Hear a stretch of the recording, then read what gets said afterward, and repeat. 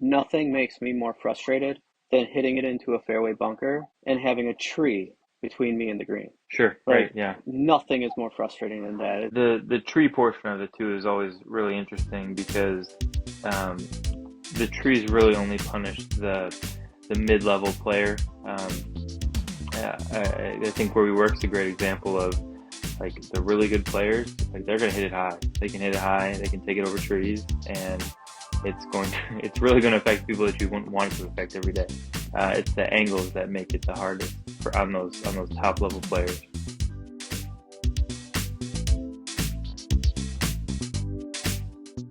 Welcome to the Approach Podcast, where our goal is to get you playing better golf more often and enjoying it while you're doing it. Today, I have the pleasure of speaking with Jake Van Fleet. He is the head golf professional at North Hills Country Club in Menomonee Falls, Wisconsin.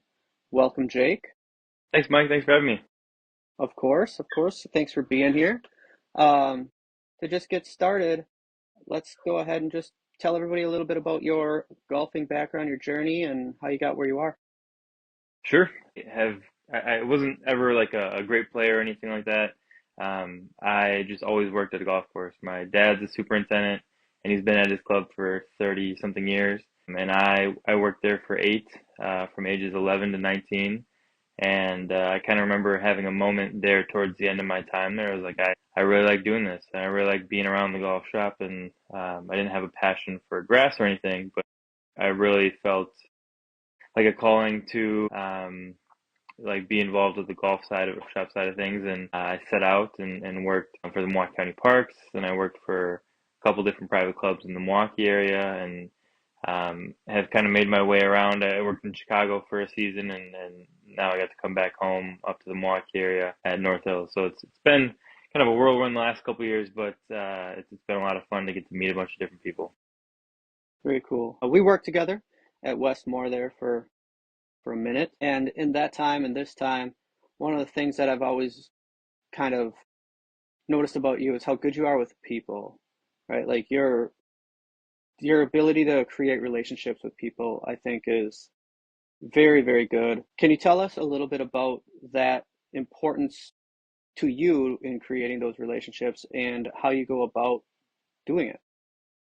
I've always felt like I can make a relationship or create, some sort of bond with just about anybody. We work in a service business, so it's so important in everything that we do. It really starts and ends with the relationships that we create and maintain every single day. Having worked at a couple different places in the last couple of years, I feel like I've gotten really good at I've gotten much better at being able to just like remember names, and I've figured out techniques that help me do that in a very quick way. How do you do that? What are these techniques you speak of? Mainly, it's just driving the golf course and standing outside as much as possible with a tee sheet in my hand. It's a little easier when you're at a place that is a tee time facility versus a non-tee time facility. Walking in and being able to know where everybody is at one time, you can very quickly have a quick conversation, remember something about them. And I feel like I have a pretty good memory. I can always put myself back in like the moments that I talk to people. If I have a conversation with you early on, I can like kind of remember back, and kind of see where we were and there's usually something defining about that conversation that I can store away and then recall when I need to. But those relationships are so important. Everything that we do is relationship based, from lessons we give, shirts we sell, tournaments we run. All that stuff doesn't go very well if we don't have a major emphasis on the relationship part of our business. All right. You spoke a little bit about your dad being a superintendent. I also know that you are kind of I don't know, you enjoy learning about architecture, course architecture, um, and stuff like that. The history of a lot of the golf courses as well kind of intrigues you from what I can tell. Where did you kind of develop that? And well, yeah, where did you develop that kind of joy? It would be the most from just a podcast, the Fried Egg podcast, Andy Johnson. I think just kind of working in golf and getting more and more into it as I progressed in my career just kind of led me to find that podcast, and that really turned the switch on. And I would say there was a golf course too that did that for me as well. I remember my it was my girlfriend at the time, now wife, were looking to take a trip. I was working the first couple of years as an assistant at Whitnall Park, um, and we went up to Green Lake, and it just so happened that Lasonia had like a really good 21 and under rate, so I did that. And I remember going to the links course for the first time and just thinking like, holy cow, this is significantly different than anything anywhere I've ever been. This is really cool. So that was probably the first one. And then I kind of like looked into that, and I didn't really understand what that was because I was younger at the time and it wasn't a huge interest. But as I kind of came back to the architecture portion of it, listening to Amy Johnson and then kind of understanding what Lasonia is, the links course that is, and understanding like how neat that it's so available to the public at a pretty reasonable rate, and it's so well maintained. I guess not maintained like some of your highest end elite private clubs, but they've done such a tremendous job with tree removal and getting the width back to what it once was. I always kind of followed that one. It was really neat to watch that happen in the last 10, 15 years and that transformation. Once I kind of got into it, it just became, for lack of a better term, an obsession where I had to keep learning. And I've read a ton about it. Some books that I would put anyone on to help that journey would be Tom Doak's Little Red Book, Golf Course Architecture. That would probably be the first one. You can read some of the, like Spirit of St. Andrews is really cool, but I'd probably start maybe one or two, or anything Tom Doak's really written. But books, that podcast really what pushed me into it, and now it's something that I really enjoy, and it's certainly a passion, certainly a hobby, and it's nice to be able to separate from work a little bit because we work so much in golf. You know, sometimes it's not as fun to just work a 10-hour day and go tee it up. But for me, it'll be fun to, you know, separate from like physical day to day of a golf course and like dive into the history portion of it. And then I've worked at some places that have had history, including North Hills, and so it's fun to dive in and play a historian a little bit more too, and incorporate that into our golf operation a little bit. Obviously, haven't done that a ton at North Hills because we're just in year one. But, you know, the thought would be the history that we do have, or any club has, it can't be purchased. It can, you know, only be preserved. You know, I always feel like part of my job is to make sure that I'm the best storyteller and that I know the most about the historic events from the golf side that have happened at the club. Okay. So secondly, when I play golf, I don't really often take in the architecture of the golf course. I feel like my golf kind of happens from spot to spot, and I don't really see a whole lot of it. So if I was going to change that and become better at taking in the architecture, is there something of value to playing golf if you understand the architecture behind the golf course that you're playing? Is there an advantage to that? I think it's probably the most evident in anything that's built by Seth Rayner or anyone that uses template holes. It's you start to see it more and more in this new age of architecture that win. But if you like if you can identify and understand different template holes, they almost play identical. In theory, they play identical almost everywhere that you are. They might be a different shape or a different direction or some small difference, but a Redan hole is going to look like a Redan hole, and you'll be able to identify that. So if you go to Blue Mound, and this is probably why I like Rayner and McDonald so much. If you go to Blue Mound in Milwaukee and you play that, you could go to Chicago Golf or Shore Acres or Midland Hills in Minneapolis, and you would see some pretty apparent similarities that would probably benefit you in your golf game. Like if you walked up to that Redan hole and you said, that's a tough pin. I don't know how I'm going to get there today. Well, the green would always show you. It'll always have that kicker that will help you get back to where, you know, in theory it's supposed to be. And that's just a small example, but not every architect has those, but you see some of those template holes get used in different ways by people that aren't necessarily template designers. So if you can identify stuff like that, it's certainly an advantage you can have that someone who's not looking for it wouldn't understand. Okay. Um, Very good. So that'll be helpful for people if they can figure those things out. But you also like to teach. Hmm? So let's get a little bit into teaching because that's what this podcast is really about. It's about instruction and kind of the concepts of what makes for better golfers. So tell me a little bit about your teaching style. I've always prided myself because, like I said, I'm not this unbelievable player, and I'm trying to reverse engineer it and teach everyone back. To become a PGA member, I had to really humble myself and learn and get my teeth kicked in to pass my test and become a PGA professional. So in doing so, I worked with a couple people, two that I mean, we worked with Jason, and Jason always helped me. But two that I spent time shadowing would be Chuck Wood at Oconomowoc and Garrett Chassard at Skokie, and both had very simple and similar philosophies that I feel like that really clicked with me, and it was maybe boiled down to everybody's gonna have a different golf swing, but we have to get them to move like an athlete, and the motion that we're making would be one that you'd find the same in some level to someone throwing or kicking or taking off from a starting block or anything where we're moving rotationally to move a ball, move an object forward. Just like in golf, we're trying to move a golf ball forward. You can find similar movement patterns in other sports. So I feel like that's really helpful to relate to people. I always ask what athletic backgrounds we have. Sometimes we don't have any, but I always ask what what sports do we play, and that always helps. I think facilitate talk about movement a little bit easier. Both of them and that's really what I've come to like, and that's what I've tried to adapt into my own teaching is that everybody's swing is going to look very different because everybody's body shapes are very, very different. But there's some certain movement patterns that we have to have or have to have something close to, and the club kind of follows all of that. So I really start with the body. Unless I've been working with someone for a pretty long time, or if they really are having trouble, I usually start with the body, trying to correct whatever issues we're having body first if we can. Tell me more about what you mean by body first. What are you gonna do?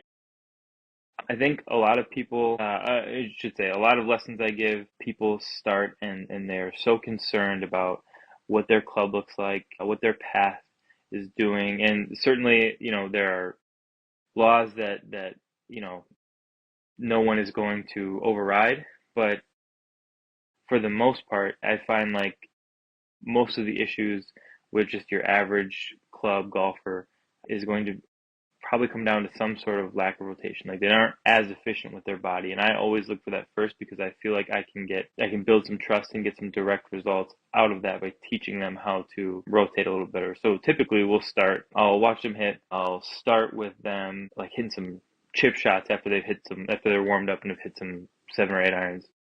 And I'll watch them hit and I'll watch them chip. And a lot of times they struggle because it's a tough shot. It's a tough shot for an amateur golfer. And then we just talk about rotation. We talk about controlling the low point of their golf club and the contact they make with the ground and how we can be deliberate in that. And so all we really focus on is moving their shoulders backwards and forwards and making sure that they're getting weight to match that as well. And usually we get some pretty good results out of it. If we don't, something else obviously is going wrong.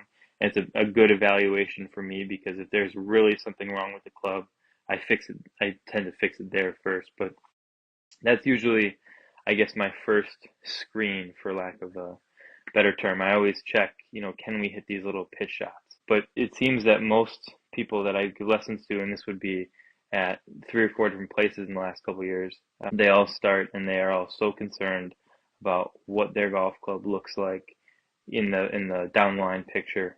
I'd say I'd probably get more after them for the like face on picture where I can see that they are leaving weight behind or they're not rotating at all. And I kind of point to that being a huge part of their issue with where that golf ball is going. Do you deal a lot with video? Are you gonna take a lot of videos and show a lot of videos to the player? It's yeah. I one for me it helps. We use this software that kind of logs it better than I really have before. But I like it because it's a direct, I get to show them what I'm talking about. So I get to show them a before and an after. I get to help them feel it, but then I also get to back it up with video and show, all right, well, you know, here was that first shot, it went like this, and here's what we changed, here's what you can see you're doing, and how did that feel? So I try to validate the feeling that they have, because, when we're working on rotation, they usually shallow out pretty well. They make better contact with the ground. They catch more of the golf ball, so it's usually a pretty good feeling. And I get to validate that with video, so I find it very very helpful um, for them as well as myself. Okay. If there was one thing that you could point out to a golfer and say, like, if you're going to try to be good, this is the first thing, the one thing that you need to kind of start working on and trying to understand right out of the gate. So, what would that one thing be for you? Is this a like an entry level person, or is this like a mid level person that's really trying to elevate their game? This is going to be more entry level. It's going to be based more on like the knowledge, right? So if anybody from good or bad, what is like that one point of knowledge that they need to have and that you think all good golfers probably have a really good understanding of? I would ask everyone to be as deliberate as possible in everything that we do on the golf course. I have trouble focusing on the golf course as much as the next person, but the people that I feel like are really good, what I think separates them is their ability to zone in and really control what their setup looks like on the second shot on the 13th hole, and that matches the same way they set up on the first tee shot. So all of my students, I challenge them to be as deliberate as possible. The way we aim, the way we set up, the way our pre-shot routine goes, all that has to be so deliberate because it's only going to help focus you and in theory help shrink the misses. When we lose that focus, I feel like it's something minor that can be a major result or a major that can have a major effect in the golf swing. But angling your shoulders and hips to the left, thinking that you're going to hit a draw, might just give you a completely different shot than you thought you were setting up to hit. So I always ask all of our students to be deliberate, focus in. That's a hard task, but whether you're beginning or just like a high school player trying to get better, I think that would probably benefit every single person out there. Probably would benefit every person out there, regardless of whether or not they're playing golf. That's true. That's So true too. I think Yeah, I that's think a good focus one. is huge. Okay, and along those lines, do you have a drill that you like to have people go through? It doesn't have to be based on your idea of focus, but is there a drill that if I walk the range when you're teaching, is there a drill that I'm going to see all your students working on over and over again? Yeah, for sure, and it would be directly to that. Maybe the last, if we have time, if we have a half-hour lesson, we've got 5 or 10 minutes. I'll play a game and we'll hit shots to different points, some 50 or 60 yards apart, just to get them out of rhythm. So I'll make them all step back, pick a target, pick a intermediate target, and line up. And um, I'm not like rewarding any of these people for it, but we all play this game where we're picking very, very different points, changing golf clubs, but still using that to help focus in, trying to simulate actual golf course time versus playing driving range. And you said something there that I think might be the most, it should be as common knowledge as anything else that we're going to talk about. But you said intermediate target. So many people focus on the flag or focus on like their target. Can you tell them what your intermediate target is? Because this, I think, is probably the most important, one of the most important things that we're going to deal with. Sure. Yeah, it's just a reference point. It's really hard. The way I explain it to all my students would be, um, you want to step back from behind the golf ball. You want to pick your actual target, so that could be a flag or a spot, a tree or something. But when you sit up and you're looking with like the corner of your left eye, it's really hard to know exactly that you're on. So we're double checking with both eyes, looking through our and through this intermediate target point that might just be a couple feet in front of your golf ball. But it's really just a reference point. So when you set your golf club down, if you're lined up with that intermediate target, all right, well, I got that, and I know I checked that because I was using both eyes. When I sit here, I have the utmost confidence that I am lined up because I already went through this check process. Truthfully, I think that has helped so many. That's probably something else I check right away. I check that before body really alignment and how do we aim. Those are probably where I start every single lesson, every single new lesson. Yep, big on the intermediate target for sure. And it's surprising how many people don't take that on and wonder why they're aimed the wrong direction. So Well, it goes I back think to that's our huge. point because we just want people just want to come and maybe they don't know any better. If you didn't know you should be looking for it, it would be hard to just pick that up. But a lot of times people just want to come and turn off their brains at the golf course, and you could argue that it's probably the place where you need to turn it on the most because none of us are professional, or I guess we are technically, but none of the amateurs Technically, right. are professional golfers.